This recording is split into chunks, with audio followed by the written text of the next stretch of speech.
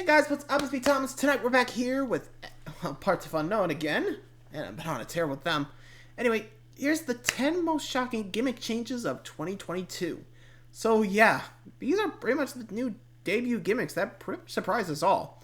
I think I can think of one was Bray Wyatt moving out of like supernatural to him being more like himself, with a tiny bit more with some supernatural elements, but more like the devil made me do it kind of vibes. At least that's how I feel. But I guess there might be more, so how about we hop in and see what's the most shocking ones. So be sure to subscribe for more. Hope you enjoyed. Let's check it out. Another year is come and gone, and many of us are not the same people we were but 12 short months ago. I've moved across the ocean to a new country. Sullivan moved to a place with heating, which I have learned is not very common in this country. Pete found his true calling as a mole sticking his head out of the ground. So many changes. And many of those who grace our television screens each week are also not who they were this time last year. Maybe in a personal growth sense, maybe in a split personality sense that grew more and more concerning every week. Elias tried to tell the world he was his own brother. There were lots of slight shifts in character each week with loads of heel turns and babyface turns, but today we are going to be taking a look beyond that to the gimmick changes that truly set our faces to stunned. I'm Tempest, hailing from partsFUNknown, and these are the 10 most shocking gimmick changes of 2022. But before we get on with our list, make sure, of course, that you like this video, subscribe, and enable notifications to always on so that you never miss a fun bit of wrestling list just like it. And you, too, can change who you were just 5 short minutes ago by being someone who wasn't subscribed to partsFUNknown by subscribing to partsFUNknown. There we go. Moving on. Number 10, Elias. Elias had pretty much reached his ceiling as a character under the Vince regime. He's a man with a guitar who sings mean songs about the town he's in, or, if he's feeling cheery, he sings nice songs about the town he's in. Not exactly an ogre-level character with those layers, but then we got our introduction to the newest member of the Samson family, Ezekiel. Ezekiel's character was that he was categorically not Elias, going so far as to take a lie detector test to prove that he was not, in fact, Elias. I don't know what the end game of this character was, and truthfully, no one in WWE knew either. The joke was his name was Ezekiel, and they were going to bash you over the head with that punchline every week like it was a surgical 2x4. The character quickly ran out of steam and was promptly killed off by Kevin Owens once Triple H took over, and Elias woke up from his coma or whatever as soon as his beard grew back in. At least we got this Samson family photo complete with Elias playing every member of this cursed family tree, Eddie Murphy style. Number 9, Juice Robinson. Juice Robinson has pretty much always had a large amount of flair in his character. His tree hugger gimmick didn't quite fly in New Japan, and instead he became flamboyant Juice Robinson, a man who wore incredibly ridiculous outfits complete with hats, glasses, and loads of tassels. Juice also seemed as if he had plateaued in New Japan after years of mid-card work and could have been primed to leave the company, but instead reappeared at Wrestling Dontaku as the newest member of Bullet Club. As far as heel turns went in 2022, this one it was about as shocking as you could get, with Juice completely changing the presentation of his character from flamboyant showman to gritty Bullet Club baddie, joining forces with longtime rival Jay White.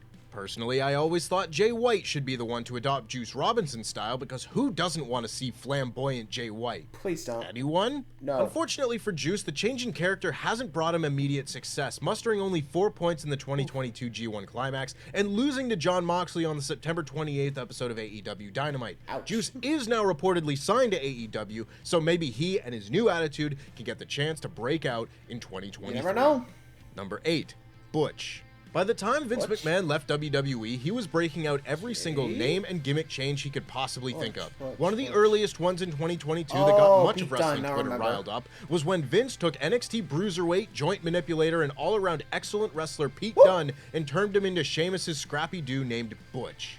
Butch would act like a petulant child, throwing tantrums and running off to beat up whoever was angering him at the time as soon as Sheamus and Ridge Holland turned their backs. Pete Dunne was never the best promo by any means, but the initial run of the Butch character seemed intent to tear down everything that made Dunne such a special performer, purely in the name of giving him quote-unquote a character. I mean, for f***'s sake, he looks like a goddamn chimney sweep. thankfully, one of Triple H's great triumphs since taking over has been the rehabilitation of the Brawling Brutes, turning the group into a band of babyfaces based on just being tough and having great matches. And thankfully, that has meant that while he is still indeed called Butch, he is much closer to the presentation of Pete Dunne that probably didn't need changing in the first place. I'm surprised he actually didn't, like, change him back. Like, seriously, like, look, Pete, you could drop the Butch gimmick. You could go by your name again, okay? Like, why? Why keep the name? Like, yeesh. I mean, then again, Walter's still called Gunther, which I don't know if people are getting behind it now, which I can't really say for sure, because, I don't know. Like I said, I'm not sure why they... I guess they're waiting for a chance to do it, but again, to each their own, right? Anyway, I think I know where it's coming up next. The male models. Number 7, Maximum Male Models. Yep. The last vestiges of Retribution were finally done away with in 2022. T-Bar was at long last freed from his commitments of being a piece of metal in the shape of a letter, returning to NXT as Dijak, also shedding the mouthful that was Dijakovic, which he only had to deal with because Dominik Dijakovic would be confused with Otis Dozovic. And if you ever think that WWE's naming process is dumb, that's because it is. Speaking of which, WWE wanted something different for LA Knight's main roster call-up, so rather than being LA Knight, fast-talking NXT standout, he was Max Dupree, spokesperson for Maximum Male Models. It wasn't exactly the highlight of Knight's career, and he would eventually revert back to his LA Knight ways, but it did save the other surviving member of Retribution from their fate of being a blunt instrument, as Mace became Mace and Mansoor became Mansoir.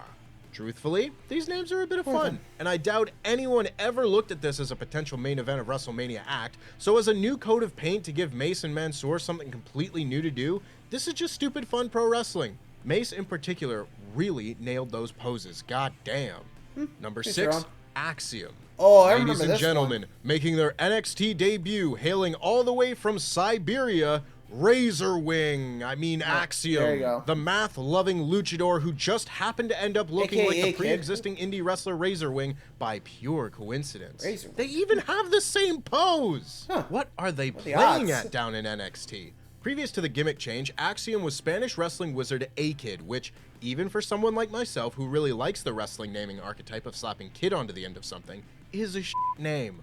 A-Kid hadn't had much of a character during his time in NXT, and was never the most interesting looking lad, so a gimmick change wasn't an outrageous idea, but the one they settled on sure was wacky. Nothing relates to the youth of today quite like math. If I can see Axiom beat an opponent with a parabola or the Pythagorean theorem, then who am I to doubt the merits of math in wrestling? First, I just need to remember what those things are, because I'm just a dumb YouTuber who majored in media. Number 5. You know, actually, I'm kind of surprised they didn't, like, have him, like, do a submission hold called, like, Pythagorean Theorem Crunch or something. Like, could be, like, a triangle choke or something, like, or something. I don't know, modified. That'd be kind of interesting. Or maybe Pythagorean's Collapse or something. It's so weird, I don't know why. But, I mean, hey, the kid could work, you know? I gotta give him credit. Axiom makes it work. And especially with his running super kick, you know? That has a lot of impact, you gotta admit, right? Anyway, moving on. 5. Scripts. Fair enough. Like, you don't expect that. What is it? Why that mask? What is this? I mean, they all know it's Reggie. Is there a gas leak at the WWE Performance Center? What is this mask? His introduction is just the stalker voicemails left on the Performance Center answering machine. And then Reginald the Sommelier comes out just like this. The state of this thing. Why is Reggie's name Scripts? Why? With a Y. Like this is Terminator Genesis, which is the only comparison you'll get involving that Terminator dog shit on this channel, but I just can't bear to look at this anymore. We gotta move on. Yeah, fair enough. Number 4, the Jericho Appreciation Society. It came as no surprise that Chris Jericho turned heel once again following his match with Eddie Kingston at Revolution. Jericho's babyface run had hit a wall, and he's done his best work in AEW as a heel anyway. Then you throw in the opportunity to go full-blown Vegas performer, and you had Jericho's latest character reinvention with the Jericho Appreciation Society. Jericho's character change wasn't exactly what I would call shocking, nor would I consider the turns of Jake Hager, Sammy Guevara, or 2.0 appalling because of their ties to Jericho or just propensity for ridiculousness in the case of Cool Hand Ange and Daddy Magic. The bit of this entry that puts the shocking in shocking gimmick Daniel change Garcia would be that of young Daniel Garcia. One of the most talented technical wrestlers in the world turned sports entertainer wearing wild boy band outfits. This would be worked into Garcia's storyline with Bryan Danielson over the summer, a storyline that unfortunately took forever to get nowhere, but one that has left Garcia still a sports entertainer, which we all know is the polar diametric opposite of a pro wrestler. Sounds Number 3, the Grizzled Young Veterans. 2022 was the year Tempest finally got to stop reviewing NXT, and boy am I glad that is the case, because I don't think I would have been able to handle what they did to my boys, the Grizzled Young Veterans. What they do. One of the best heel tag teams in all of WWE, simply being great wrestlers and great talkers with loads of personality was not enough for those in charge. Instead, they joined a cult of spooky perverts. Joe Gacy is probably a nice man, and he is a very talented wrestler, but his character is one with a toxic radius around it that infects everything that comes near it.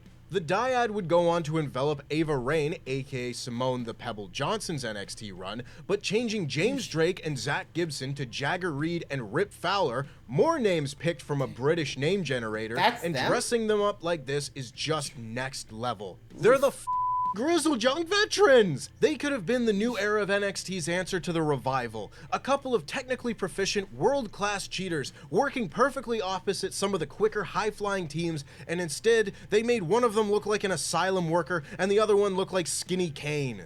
Prayers up for Zach Gibson's beard. Number 2, Edge. Judgment Day has been quite a shift for a lot of people in WWE this year. You have Dominic Mysterio becoming Sub-Nick Mysterio, choosing instead to be Rhea Ripley's mulleted arm candy rather than his father's disappointment, and honestly, fair play to him. Rhea herself has taken her goth presentation into the stratosphere. Finn Balor finally turned heel on the main roster, but the most shocking turn of them all has to be all the way back at the group's inception. Back when Edge chose to go from a man happy to be back from retirement to being a Castlevania character. A man who had one too many Brood nostalgia entrances. A man who started his career emulating Gangrel as a vampire and tried to end it emulating Gangrel as a porn director. Edge's time in Judgment Day didn't last terribly long, which was for the best as he works much better as the still capable babyface in peril now, rather than the heel slowing things down. After beating AJ Styles and Finn Balor at Backlash, the group turned on Edge, meaning at the very least he could bring back Metalingus, because I don't care if his new song is good, getting rid of Metalingus should be punishable with 3 to 5 years. And number 1, Bray Wyatt. There it is. It didn't take long for White Rabbit Fever to sweep the wrestling business, although now that I say that, I'd like to walk that back, because we really don't need another sickness sweeping the industry, thank you very much. Teases of White Rabbit-related things began circulating soon after Triple H took over WWE, and sure enough, at Extreme Rules, we finally got the return of Bray Wyatt. What many then began wondering was what version of Bray Wyatt were we going to get? He wasn't going to return and do his greatest hits, was he? A Fiend mask and some rambly promos and call it a day? No, Bray is more creative than that. Sure enough, what we got instead was a more realistic character, with Bray confronting much of his human emotion having been fired from WWE. And being tormented by a new spooky mask, of course. We've yet to see exactly how Uncle Howdy is going to be fully integrated into the current Bray Wyatt character, and as I'm writing this, it has been 3 months, so maybe we can pick up the pace slightly, but with Bray Wyatt being one of the most creatively minded people in wrestling, it stands to reason that we have not even come close to seeing the full potential of the new Bray Wyatt, but holy heck, is he absolutely nothing like what we've seen from him before. And that's our list. Make sure, of course... That is true. And I think people are saying Uncle Howdy's Bo Dallas, which, if that's true, holy crap. He really changed around. If Bray Wyatt... If I had to choose between Bray Wyatt and Bo Dallas for number 1, I would have gone with Bo. Like, holy crap. Did not see that coming. Also, really? Joe Casey's cult members are the Grizzled Young Veterans? What the hell? When did that happen? Also, When did that happen? Okay, yeah, like I said, what happened? Like to know. Anyway, so, hope you guys enjoyed that one. And until next time, like Scott for more, I'll see you guys around. Night, everybody.